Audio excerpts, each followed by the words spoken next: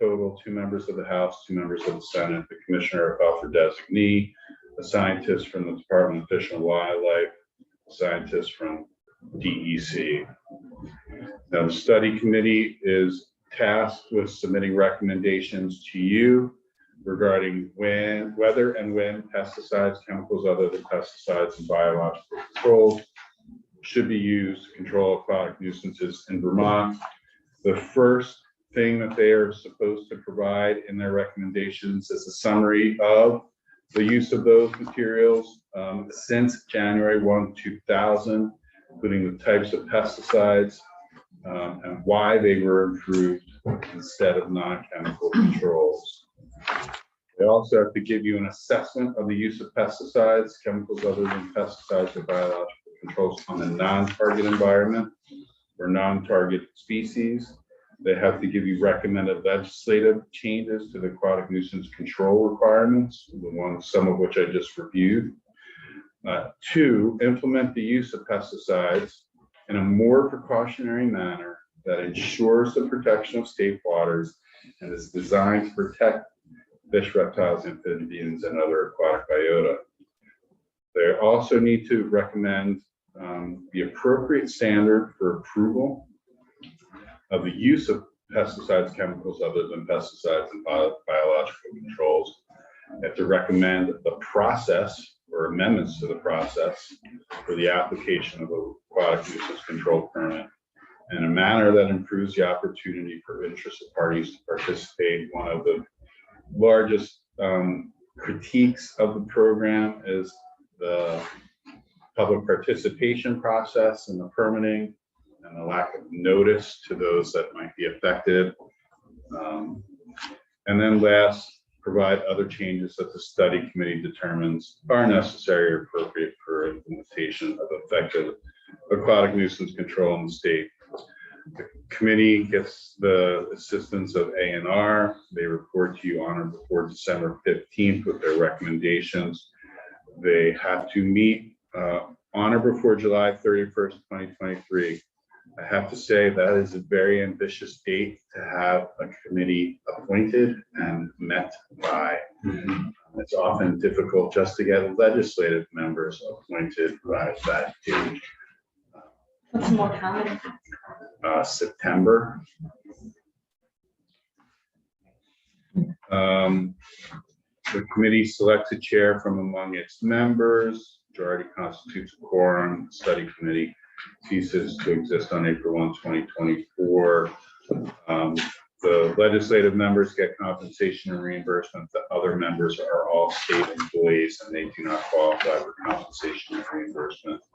And then you get the cross references to the existing definitions in statute of what an aquatic nuisance are and what a pesticide is. I can read those to you if you would like or not.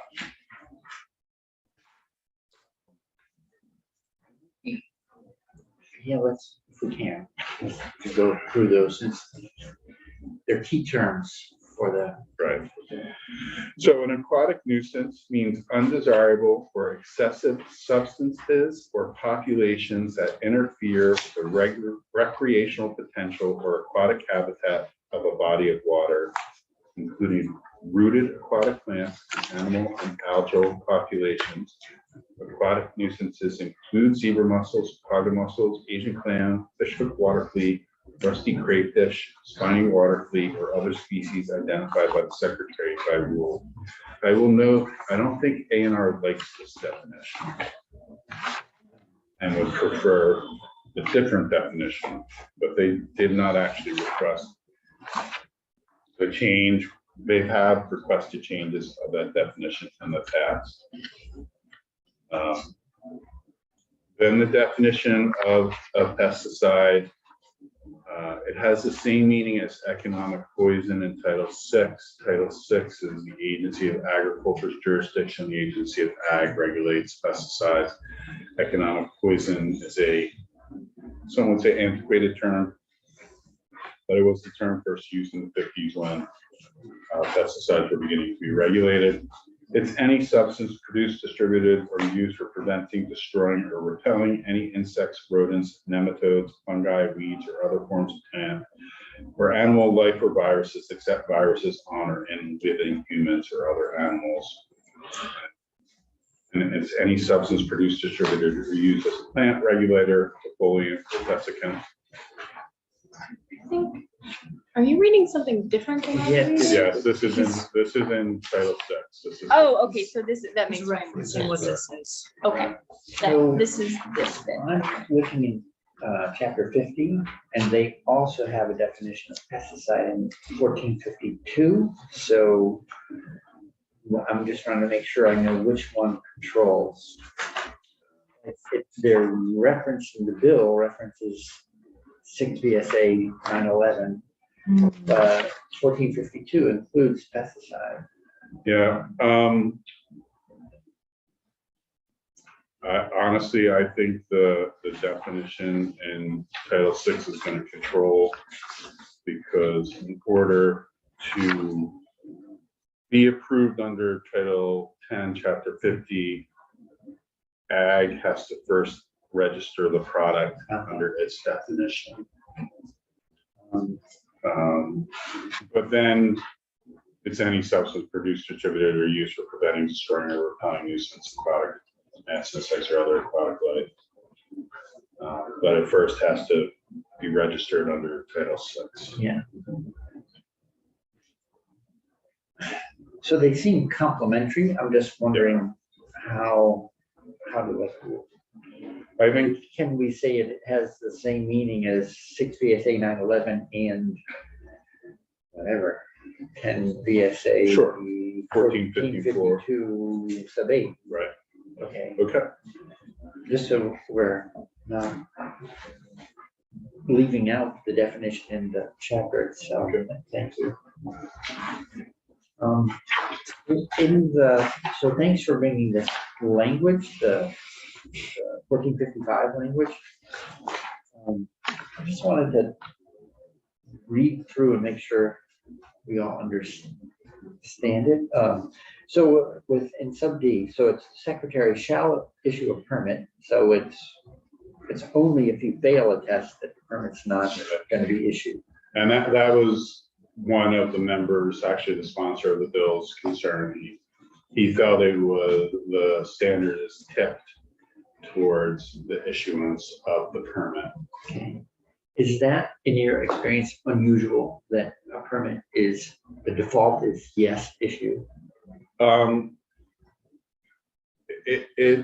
would say the majority of permits is a may, but there are some that say shall. Okay. And then in sub 1, like the tests are, there is no reasonable non-chemical alternative. So anytime I see the word reasonable, I always wonder, like, well, how does that one get parsed? It's usually the agency does engage in non-chemical treatment, and for years, and then they determine that has not been successful. Not effective, so, okay. Acceptable risk to the non-target environment. So one thing in the environment, does that include every living thing, or is that more mechanical? Like, I wanted to know what all these words mean. It probably is both, because they do take into account its effect on the public water systems. So that is not obviously a living thing, but it is not a target environment. Yeah, so if there were plant or animal living in the water, that will be part of assessing whether it's damaging to those Right. living things. Right. Okay.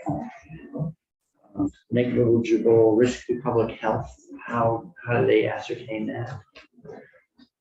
It's usually based on the pesticide proposed for use. It's acceptable use by the EPA, because EPA is the one on the label which proves its acceptable use and a dosage form.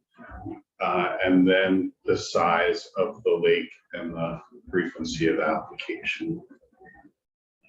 And I don't know if you feel like you can answer this question, or we should ask someone who. Well, we were wondering earlier, we've heard the EPA assessment as being overly permissive, almost mere registration versus a more thorough test. Can you say anything about what's required to have it be EPA approved?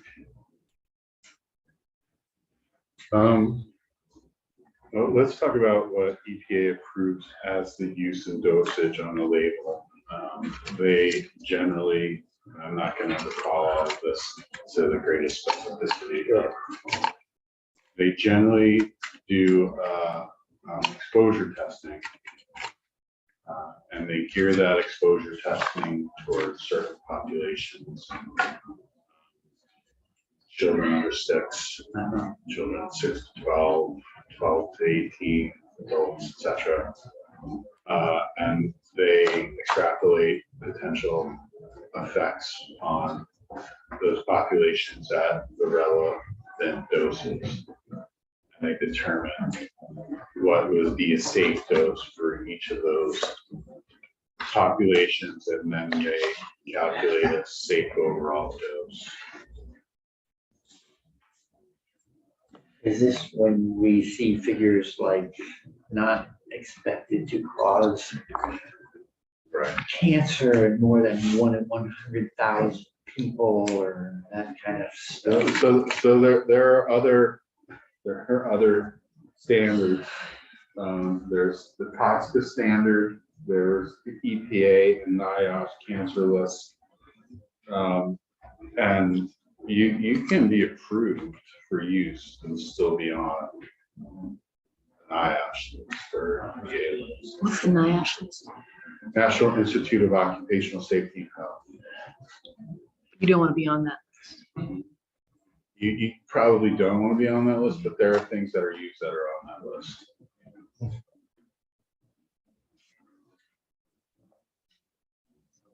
And so, I mean, there's various standards. TSCA has, I won't say recently anymore, but in the past 5 years, been reenacted with different standards to bring chemicals back into review. But EPA still is the one that has control over pesticides when they're going to be used. EPA has control over TSCA. Since Lautenberg, is that what you're talking about? Yeah. Toxic Substances Control Act. Senator Watson. Thank you. I asked this question a little bit earlier, but I just want to check.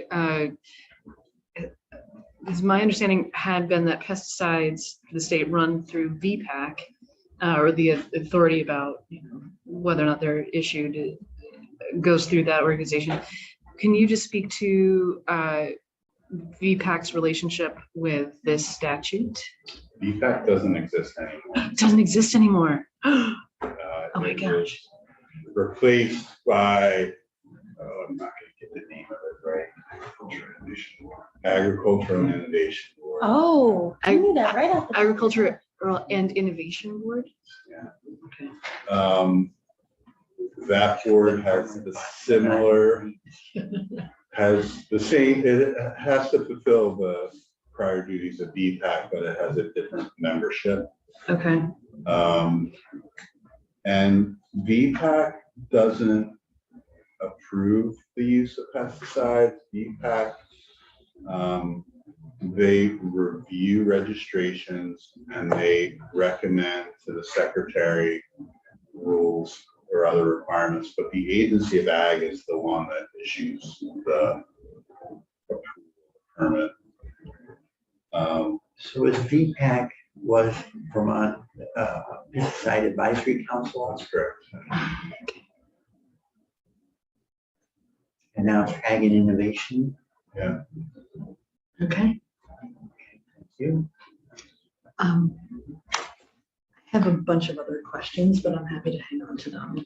Well, let's, wait, this is our chance with council on this Okay. bill. Well, I also don't want to interrupt if you have more to go.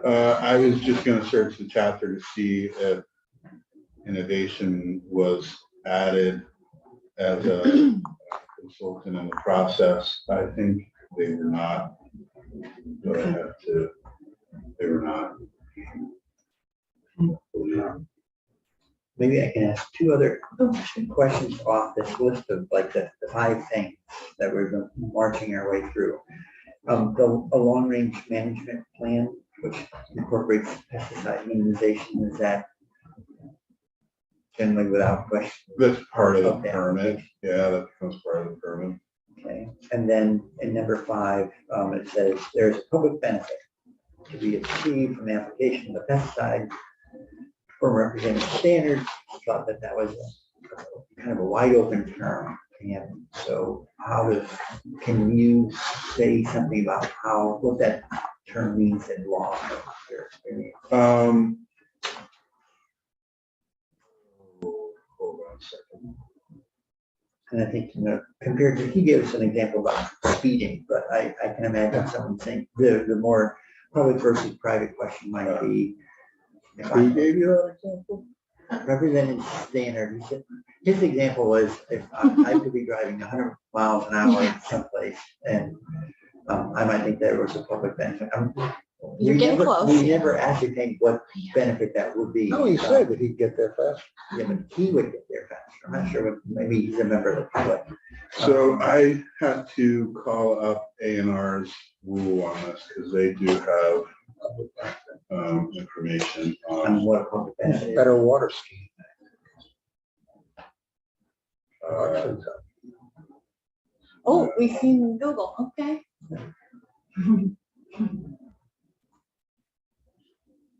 Oh, wow. Mike, there's no rule though for this. That's what they're doing now. Maybe another rule. I'm thinking they have guidance on what's a public benefit. I'm gonna have to look and find it.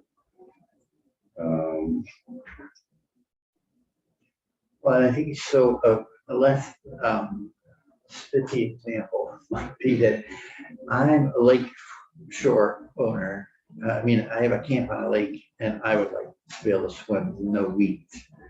And then, but someone else could be a fisherman on that lake, and they would like to take fish without any of the chemicals in the fish. So, I mean, I can imagine. People have competing definitions of what's public benefit. Yeah, I think you might have to get Oliver in here to talk to you about that, Okay, he's coming because in. I am not finding, I know there's language on it, I just can't find it. Okay. Maybe in advance of his time. Sam, I have that question.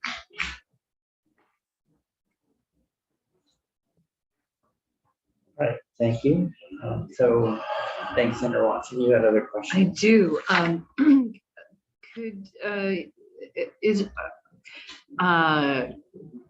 Should we be, if this is just a study, so on the face of it, this probably is not super relevant, but for whatever recommendations they come up with, should we be considering any federal preemption about issuance of pesticides? Federal preemption under FIFRA is very limited. Okay, You can, the courts have held that it's only what the label says.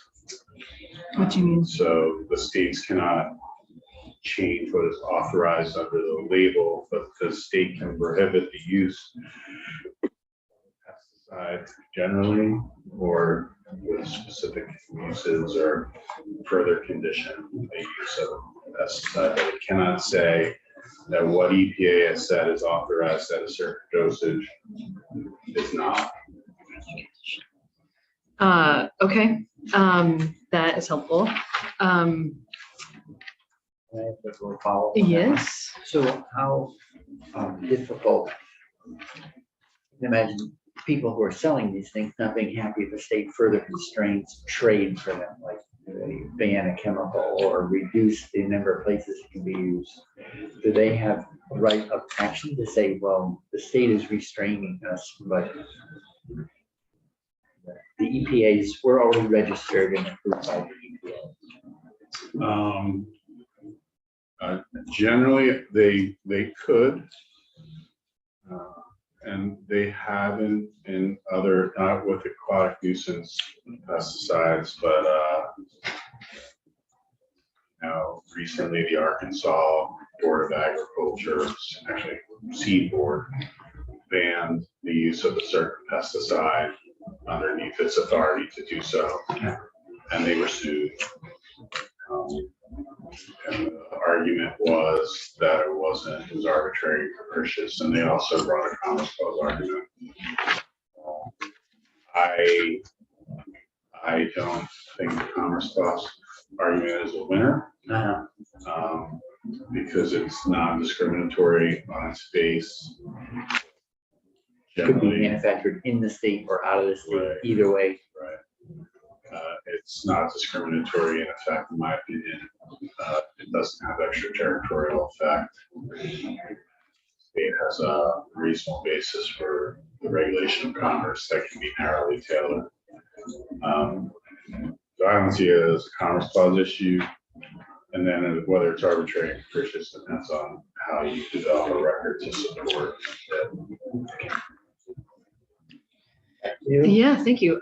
So, and I just want to be clear that in the existing statute, there is no follow-up on how the pesticide was applied or what the after effects have been. Well, that's in the permit. That becomes part of the permit. Okay. Permit conditions. So, as a part of, and so the permit includes some follow-up. Right, so if you, in 1452, the permit can contain additional conditions, requirements, and restrictions as the secretary deems necessary to preserve and protect the quality of your receiving waters. Such conditions may include requirements concerning recording, reporting, and monitoring. And but there's nothing about who pays for that, like that would be on the Permitting. the permittee would end up needing to pay for that. Okay. Okay. And so that's good to know. That's helpful.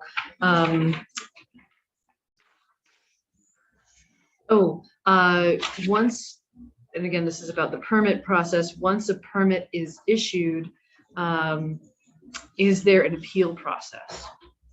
Any act or decision of the secretary can be appealed under 10 VSA chapter 201. And so this is appealable under 201.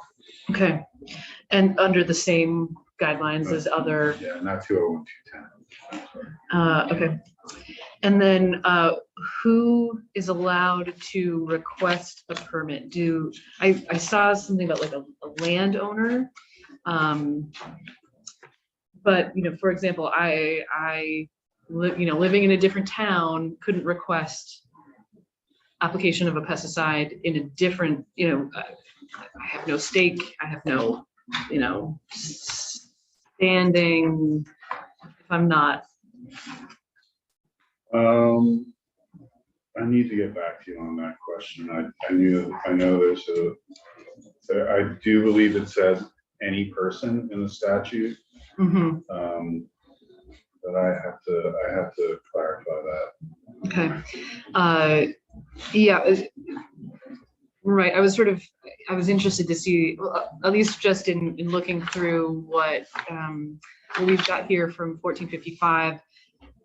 It doesn't use the word abutting or, it's, when I, just hearing from Bob Stannard about the application for like Bombacine, it just made me wonder, like, who has the right to apply? Right, it's usually the Lake Association. The Lake Association as a whole is usually the permittee. There are success stories where the associations are very in support of the use of the permit. Lake Iroquois would probably be who I would recommend you talk to.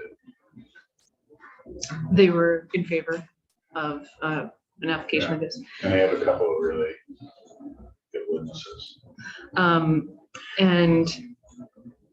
But so that's usually who applies, is lake associations, but otherwise, but you may get back to us as to whether or not there are any. I think I have to look at restrictions. the general permit. Okay. And see what it says about applicant requirements.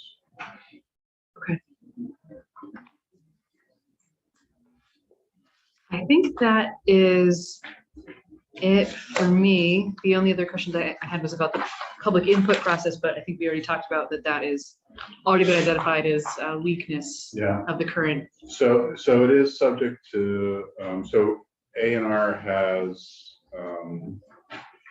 default public participation processes. And this is subject to one of them. It's like the type 1, 2, 3, 4, 5. Yeah, it's a type 3, I believe.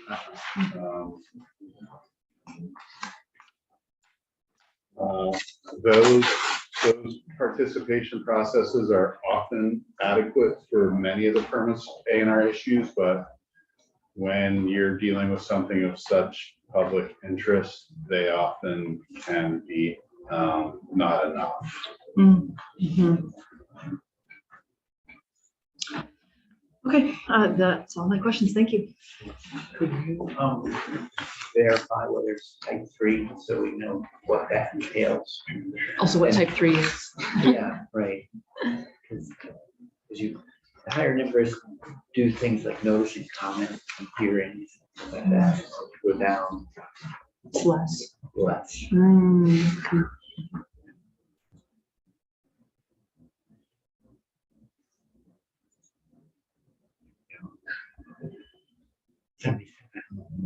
That's type 3, an application or request for approval of the aquatic nuisance control permit. Type 3. So the secretary provides notice through the environmental notice bulletin. You provide a decision through the bulletin. The secretary provides a public comment period. The secretary shall hold a public meeting whenever any person files a written request for such a meeting. The secretary might otherwise may hold a public meeting at the secretary's discretion, and then they provide notice of the final decision through the environmental notice bulletin. And provide response to comments. Is there a default timing for that? Like if there's a notice gets published and there's a certain amount of time for people to respond always, like, let's say 15 days or something like that, so people have a chance of not missing it.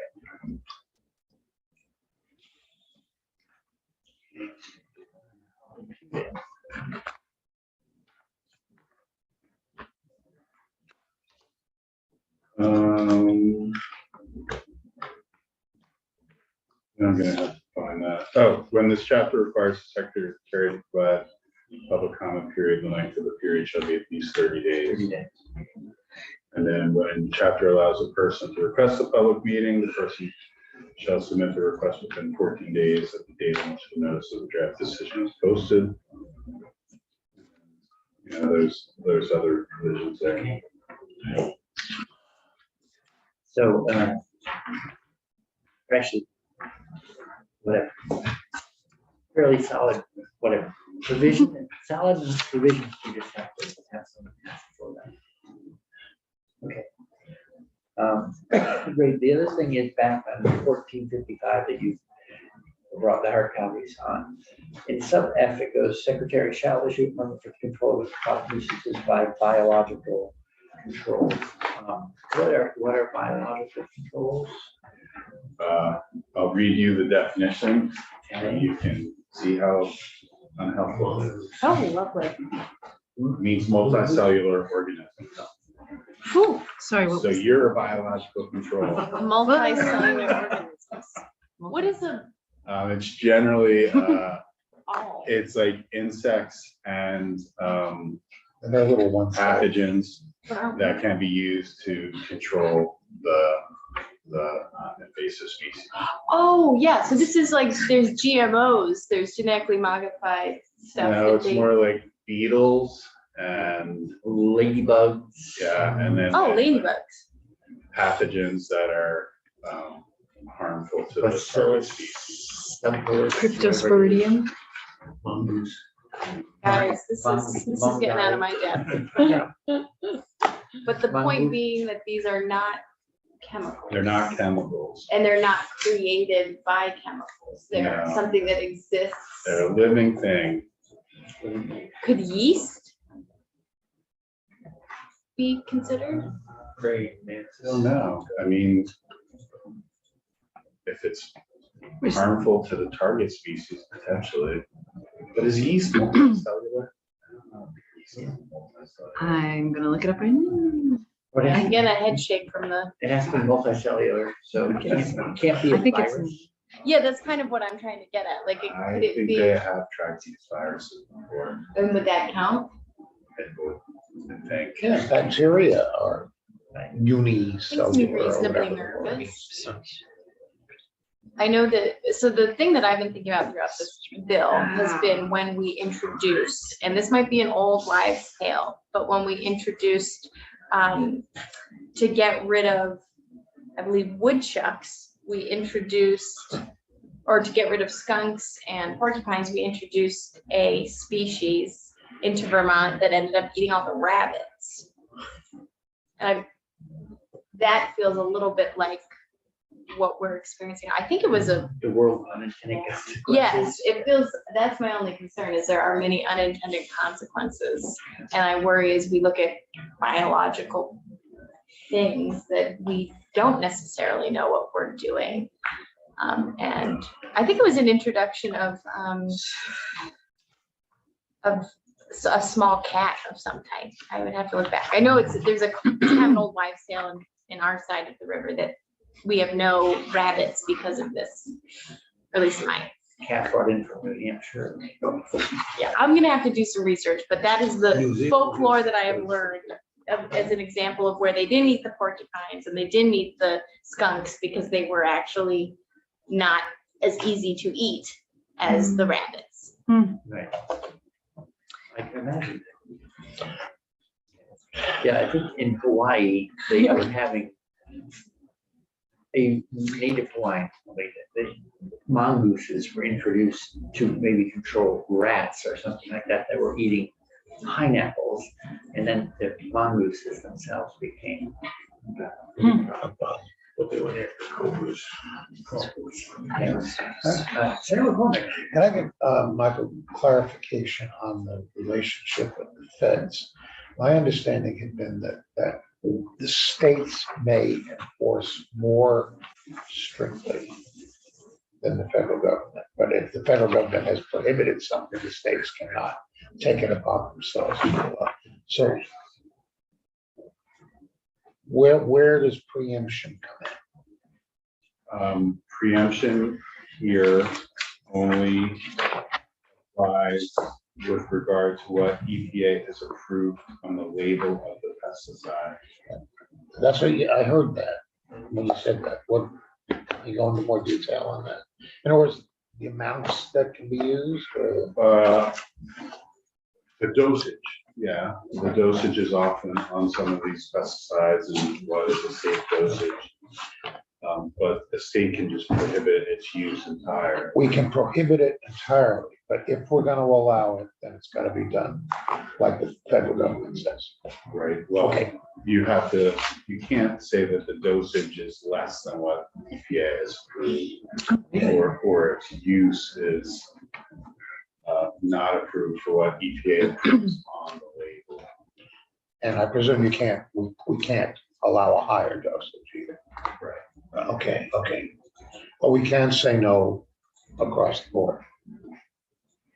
On the chemical, so you can't use You that. have, Yeah, okay, thanks.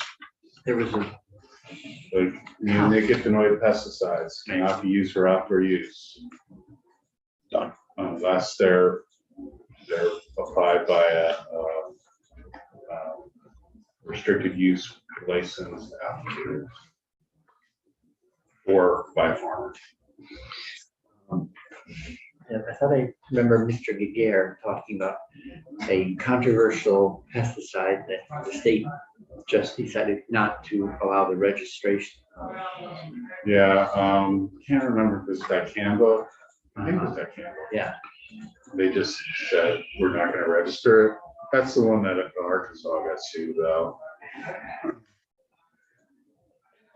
But Vermont just doesn't prohibit it, just doesn't register it. It's a kind of backdoor way of not allowing. Right, you can't register, so you can't use it. All right, thanks for, any other questions for Mr. O'Grady? For a short bill and a short, bit of law, there's a lot back in there. There's a lot of emotion, you know?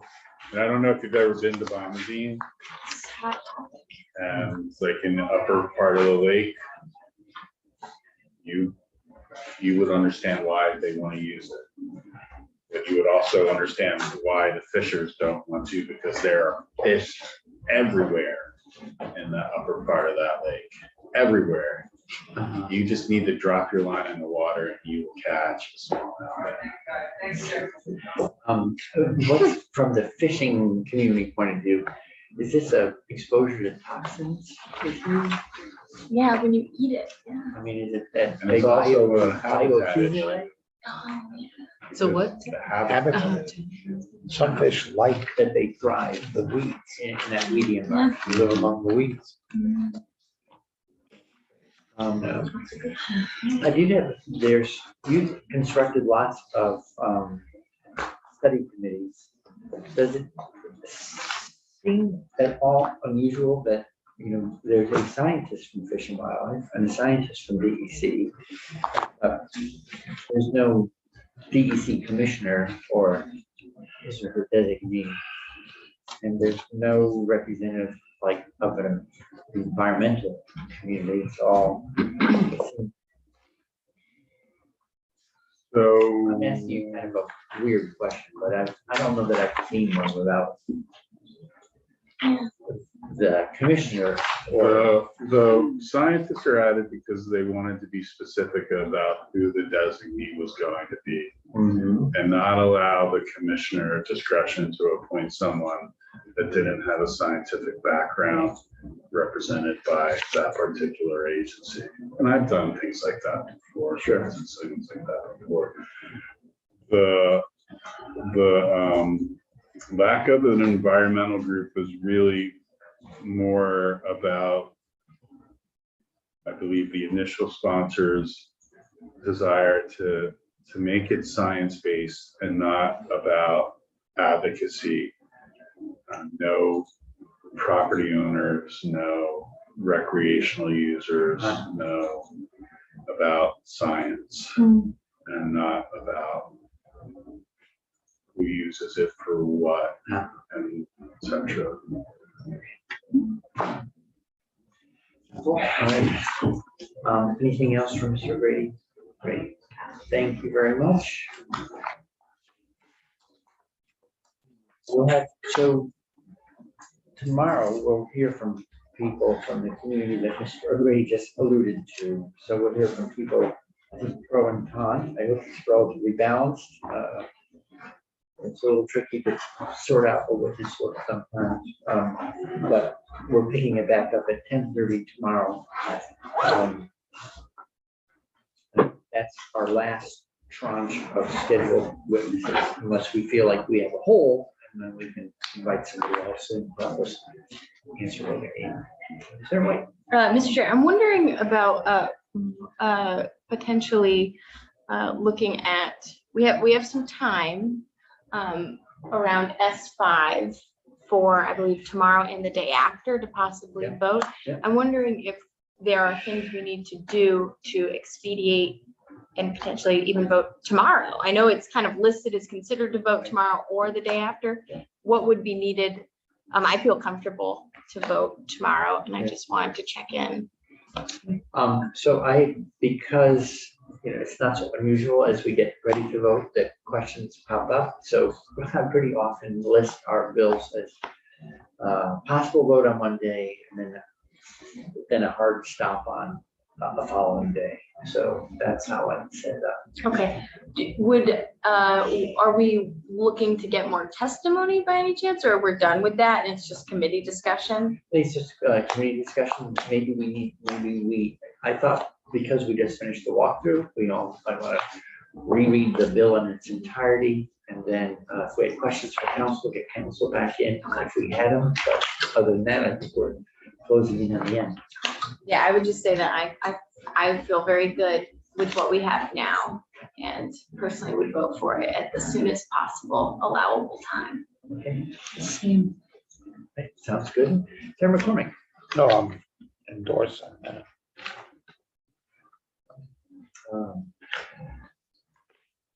So I think, is anyone, we have a couple minutes. I don't know if anyone has called a gubernatorial committee and wants to report out to somebody before we adjourn for the morning. I think I'm done. done. I've done mine. All right, great. The only person who may not have finished is me, so I'm gonna. Do you have any I'm gonna report I'm gonna outs? send myself a severe note.